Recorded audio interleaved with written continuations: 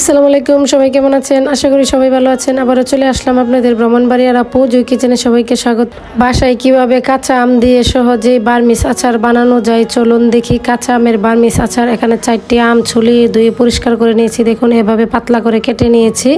তারপর আমি 1 কাপ থেকে একটু কম চিনি দিয়ে দিলাম। চিনি দিয়ে 2 চামচ ভিনেগার দিয়ে দিলাম। দিয়ে তারপর নেড়ে ছেড়ে এভাবে নেড়ে ছেড়ে ঢেকে রেখে দেবো চিনিটা গলার জন্য। 1 থেকে 1.5 ঘন্টার জন্য ঢেকে রেখে দেবো। দেখুন 1.5 ঘন্টা পর চিনিটা গলে গেছে। এখানে ফিরে আসলাম, একটি প্যানে দিয়ে দিলাম। দিয়ে চুলায় বসিয়ে দিলাম। দেখুন আর কিছুই দিতে হবে না, চুলা মাঝারি আছে দিয়ে দিব। তারপর আস্তে আস্তে কিন্তু ওটা জাল হবে। এখানে লবণ দিয়ে দিলাম স্বাদ মতো, অল্প একটু মরিচের গুঁড়া, অল্প একটু হলুদের গুঁড়া দিয়ে দিলাম সুন্দর একটি কালারের জন্য। এটা কিন্তু জাল হবে না, সুন্দর একটি কালার আসবে।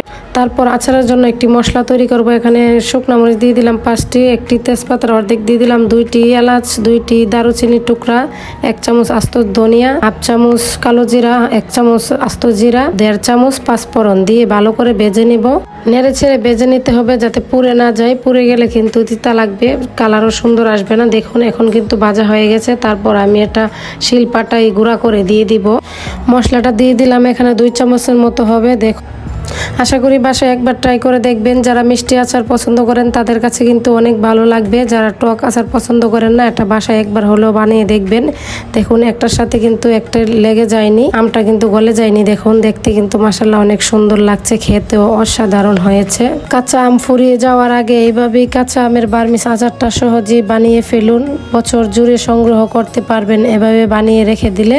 আশা করি সবার কাছে অনেক ভালো লেগেছে। ভালো লাগলে লাইক কমেন্ট শেয়ার করে দিবেন। এরকম মজার মজার রেসিপি দেখতে চাইলে আমার পেজ ফলো দিয়ে রাখুন। আর আমার ভিডিওটি দেখার জন্য সবাইকে অসংখ্য ধন্যবাদ।